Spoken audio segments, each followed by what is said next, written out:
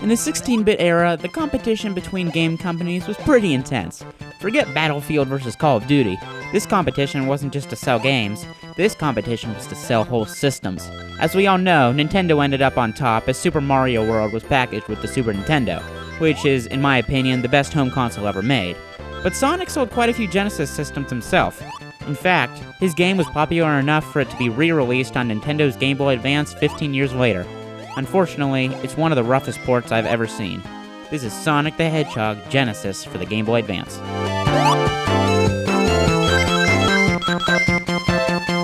Sonic the Hedgehog Genesis is a fairly simple port of Sonic the Hedgehog, obviously the Genesis version as opposed to the SMS version. It's everything you'd expect. There's all the same levels, all the same enemies, that stupid Eggman or Robotnik or Teddy Roosevelt, and the same visuals. The original game, played on the Sega Genesis, is a classic. I still play it on my dentist's demo unit when I have a checkup, and yes, my dentist does have a Genesis demo unit.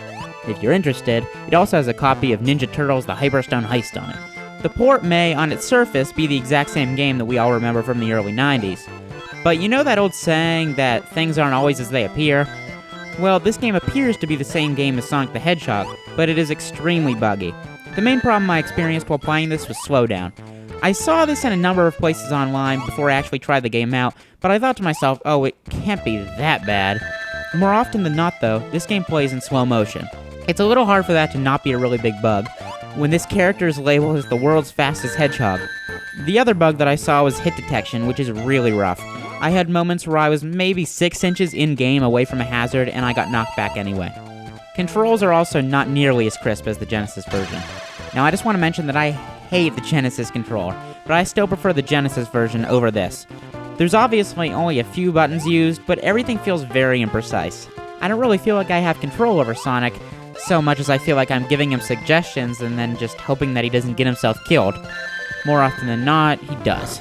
Like I said before, the game looks identical to the Genesis counterpart. Sprites and backgrounds are all very colorful and clean, and when the game stops freaking out and goes back to normal speeds, movements look nice too. It makes sense that the port does look like the Genesis game, especially since Genesis is in the name. The game's sound effects are actually a pretty big disappointment. The Game Boy Advance is capable of producing some decent sound, but this doesn't seem like it has been improved at all in the transition. Sonic the Hedgehog Genesis is an extremely rough port of a classic game from the 16-bit era.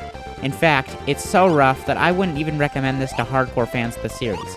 If you want to play Sonic on the go, then put the Genesis cartridge into a Nomad.